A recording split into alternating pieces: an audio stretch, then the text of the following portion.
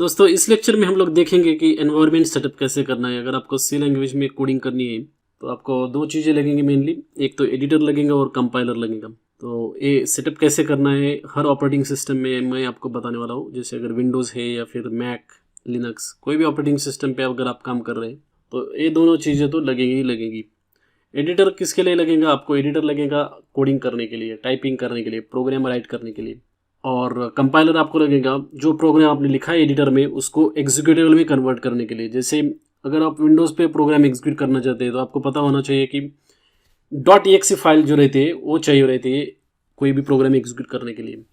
तो कंपाइलर का काम यही है, वो क्या करता है एडिटर में जो भी आपने प्रोग्राम लिखा है, सोर्स कोड लिखा है, उसको बोलते हैं सोर्स कोड। तो उसको अगर एग्जीक्यूटेबल में कन्वर्ट करना है तो कंपाइलर की ज़रूरत पड़ती है।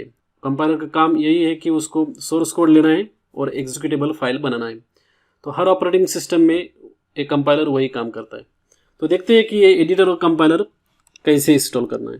तो आपको दो चीज़ें लगेंगी, जैसे मैंने आपको बता दिया था, एक तो एडिटर लगेगा और कंपाइलर लगेगा।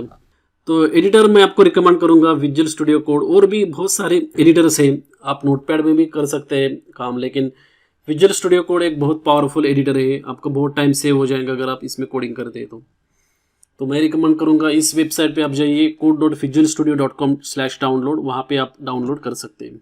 तो यहाँ पे मैं आ गया हूँ इस वेबसाइट पे, आप देख सकते हैं। और हर ऑपरेटिंग सिस्टम के लिए इंस्टॉलर अवेलेबल है। जैसे आप देख सकते हैं विंडोज़ में 64 बिट, 32 बिट, आपके ऑपरेटिंग सिस्टम के हिसाब से आप इंस्टॉल कर सकते हैं। अगर आप ऑपरेटिंग सिस्टम 32 बिट यूज़ करते हैं तो 32 बिट वर्जन का आपको इंस्टॉल करना पड़ेगा। अगर 64 बिट का है, अभी मॉडर्न अगर आपने लैपटॉप लिया है, कंप्यूटर लिया है, तो नॉर्मली 64 बिट का रहता है, तो उसके हिसाब से आपको डाउनलोड करना चाहिए। लिनक्स में दो पैकेजेस दिए उन्होंने डेबियन उबुंटू के लिए .deb और रेड हैट फेडोरा से अगर आप यूज़ करते हैं तो .rpm पैकेज अवेलेबल है।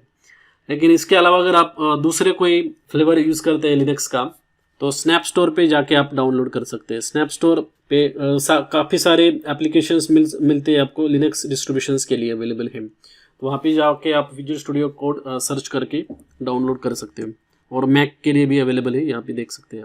और विजुअल स्टूडियो कोड इंस्टॉल करने के बाद आपको दो एक्सटेंशंस इंस्टॉल करना जरूरी है, C++ एक्सटेंशन और कोड रनर। ये दोनों एक्सटेंशन आपको इंस्टॉल करना पड़ेगा। मैं आपको अभी दिखाता हूँ कि मैक पे मैं काम कर रहा हूँ। तो मैक ऑपरेटिंग सिस्टम पे ये वाला विजुअल स्टूडियो मैंने इंस्टॉल किया है ऑलरेडी, आप देख सकते हैं। और ब्रीफली मैं आपको बताता हूँ इसका ओवरव्यू क्या है। यहाँ पे अगर आप क्लिक करेंगे तो सारे फाइल्स आपको दिख जाएंगे। यहाँ पे देख सकते हैं एडिटर्स कौन कौन से ओपन है, राइट हैंड साइड पे ये सब दिखेंगे। और करंट वर्किंग डायरेक्टरी, यहाँ पे सारी फाइल्स यहाँ पे दिख सकते हैं। सी लैंग्वेज मैंने एक फोल्डर बनाया था, उसमें मैं भी काम कर रहा हूँ। अगर कोई भी फाइल बनानी है तो आप यहाँ पे क्लिक कर सकते हैं, कोई फोल्डर बनाना है तो यहाँ पे क्लिक कर सकते हैं, रिफ्रेश कर सकते हैं यहाँ से। तो ये सारी चीज़ें इस एक्सप्लोरर में अवेलेबल है। उसके बाद ये वाला जो एक्सटेंशन है बहुत इंपॉर्टेंट है। मैंने जैसे कि बता दिया आपको, C++ का जो एक्सटेंशन है वो आपको इंस्टॉल करना पड़ेगा। यहाँ पे देख सकते हैं मैंने ऑलरेडी इंस्टॉल किया हुआ है। यहाँ पे ऑथर जो है, पब्लिशर जो है उसका नाम है, पब्लिशर नेम आपको देखना पड़ेगा, क्योंकि कुछ जो एक्सटेंशंस रहते हैं मैलिशियस भी हो सकते हैं, तो आपको संभल के इंस्टॉल करना पड़ेगा। ये तो माइक्रोसॉफ्ट ने पब्लिश किया है तो कोई प्रॉब्लम नहीं है, मैंने इंस्टॉल किया था, आप भी इंस्टॉल कर सकते हैं विदाउट एनी प्रॉब्लम। तो इसका ज़रूरत क्या है, this extension is recommended based on the files you recently open. और यहाँ पे आप डॉक्यूमेंटेशन भी देख सकते हैं इस एक्सटेंशन का, तो आपको सब पता चल जाएंगे कि एक्सटेंशन कैसे यूज़ करना है, क्या फ़ायदा है। तो मैं आपको ब्रीफली बताता हूँ कि एक्सटेंशन आपको इसलिए चाहिए क्योंकि जो भी आप कोडिंग करेंगे तो आपको बता देंगे कि कुछ एरर हो गया, जैसे कि इंट एक कीवर्ड है इसी लैंग्वेज में, अगर आपने उसको मिसस्पेल कर दिया तो वो बता देगा कि कुछ मिस्टेक हुआ है। दूसरे वाले जो एडिटर है, अगर आप एक नोटपैड यूज़ करते हैं सपोज, तो उस पर आपको कुछ भी पता नहीं चलेगा कि कुछ मिस्टेक हुआ है before compilation. At the time of compilation, you will get the errors, but before compilation, you will not get those warning messages. So that is the reason ये IntelliSense जो है, C++ एक्सटेंशन है, वो जरूरी है। उसके बाद दूसरा एक्सटेंशन जो है वो कोड रनर है। ये आप देख सकते हैं कोड रनर जून हैन इस बंदे ने बनाया है। तो इसका पर्पज़ क्या है, कोई भी आप प्रोग्राम लिखते हैं जैसे सी लैंग्वेज C++, तो ऑटोमेटिकली आप एग्जीक्यूट कर सकते हैं with in visual studio code. यहाँ पे देख सकते हैं ये बटन जो आया है रन कोड, तो इस एक्सटेंशन की वजह से आया है। एक और एक्सटेंशन डिसेबल कर दिया तो ये बटन नहीं दिखेगा। ये एक्सटेंशन क्या करता है, जो भी प्रोग्रामिंग लैंग्वेज हम यूज़ कर रहे हैं C++, जावा जो भी है, तो उसके हिसाब से वो कमांड से एग्जीक्यूट कर सकता है। जैसे कि सी लैंग्वेज अगर हम लोग कर रहे हैं तो उसको पता है कि ये जो फाइल है सोर्स कोड उसको लेना है, उसको कंपाइल करना है और उसको एग्जीक्यूट करना है। तो ये सारे स्टेप्स ऑटोमेटिकली वो आपके लिए कर देता है, आपको कुछ मैन्युअली टाइप करने की ज़रूरत नहीं है। तो ये पर्पज़ है कोड रनर का। देखते हैं डिसेबल करके क्या होता है यहाँ पे। तो आप देख सकते हैं वो जो एरो था यहाँ पे वो चला गया है। तो यही है कोड रनर का फ़ायदा। Let us enable it again. तो ये एनेबल हो गया, तो यहाँ से आप लोग रन कर सकते हैं प्रोग्राम। तो ये दोनों एक्सटेंशन आपको ज़रूरत है। अभी नेक्स्ट थिंग, ये तो एडिटर के बारे में बता रहा था, अभी कंपाइलर के बारे में बताता हूँ। अगर आप मैक सिस्टम यूज़ कर रहे हैं तो GCC जो है कंपाइलर रहता है, ऑलरेडी इंस्टॉल रहता है मैक में। अगर नहीं है तो आपको एक्सकोड इंस्टॉल करना पड़ेगा।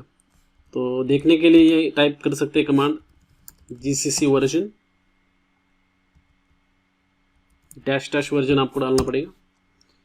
तो यहाँ पे देख सकते हैं कि ये C-lang कंपाइलर है वो यूज़ कर रहा है वो मैक में। तो अगर ये कमांड आउटपुट नहीं दे रहा है, ये बोल रहा है कि not recognised command, GCC is not recognised command, that means कि एक्सकोड इंस्टॉल नहीं है आपके सिस्टम में। तो फिर आप एक्सकोड इंस्टॉल कर सकते हैं। अभी एक्सकोड कैसे इंस्टॉल करना है इस वीडियो में मैं आपको नहीं बताऊंगा क्योंकि उसके लिए एक सेपरेट वीडियो लगेगा। लेकिन आप इंटरनेट पे देख के पता कर सकते हैं कि एक्सकोड कैसे इंस्टॉल करना है। लेकिन अगर ये GCC कमांड वर्क कर रहा है तो आपको एक्सकोड की ज़रूरत नहीं है, आपका काम चल जाएगा GCC के ज़रिए। तो मैक का तो हो गया। अभी विंडोज़ का देखते हैं, विंडोज़ पे क्या करना पड़ेगा। विंडोज़ में C++ कंपाइल करने के लिए विजुअल C++ का कंपाइलर रहता है। लेकिन मैं आपको रिकमेंड करूँगा कि MinGW ये कंपाइलर है, मतलब MinGW जो है उसके साथ एक कंपाइलर आता है, GCC कंपाइलर बोलते हैं। तो GCC कंपाइलर आता है, तो इसलिए MinGW आपको इंस्टॉल करने पड़ेगा आपको विंडोज़ ऑपरेटिंग सिस्टम पे। और उसका जो बिन डायरेक्टरी का जो पाथ है, इसका एक पाथ सिस्टम वेरिएबल रहता है, एक एनवायरनमेंट वेरिएबल रहता है विंडोज़ में। तो उस पर जाके आपको एक बिन डायरेक्टरी का पाथ देना पड़ेगा। तो उससे क्या होगा, जो जब भी हम लोग कोई प्रोग्राम एग्जीक्यूट करेंगे विजुअल स्टूडियो कोड में, तो देखेंगे वहाँ पे जाएगा इस बिन डायरेक्टरी में और वहाँ पे सर्च करेंगे GCC है क्या, GCC उसको मिल जाएगा। क्योंकि ऑलरेडी बाय डिफ़ॉल्ट जब हम लोग इंस्टॉल करते हैं MinGW तो उसके साथ GCC कंपाइलर आता है। तो फिर बिन डायरेक्टरी अगर पाथ में है तो उसको विजुअल स्टूडियो कोड को मिल जाएगा वो, और उससे वो एग्जीक्यूट कर सकता है, वो कंपाइल कर सकता है अपना प्रोग्राम। तो विंडोज़ के लिए थोड़ा सा इंस्टॉलेशन करना पड़ेगा आपको। लिनक्स के लिए GCC compiler already built in रहता है, तो आपको कुछ करने की ज़रूरत है लिनक्स में। सिर्फ ये फर्स्ट 2 स्टेप्स जो है यहाँ पे मैंने जो बताया था आपको करना पड़ेगा, बाकी ऑलरेडी वो बिन डायरेक्टरी से वो ले लेंगे GCC कंपाइलर। तो इस वीडियो में इतना ही है। नेक्स्ट वीडियो में आपको बताऊंगा कि फर्स्ट प्रोग्राम हम लिखेंगे हेलो वर्ल्ड वाला, और उसको एग्जीक्यूट कैसे करना है, डीबग कैसे करना है, आउटपुट कैसे देखना है, वो सब हम लोग देखने वाले हैं नेक्स्ट लेक्चर में। तब तक के लिए good bye and have a nice day.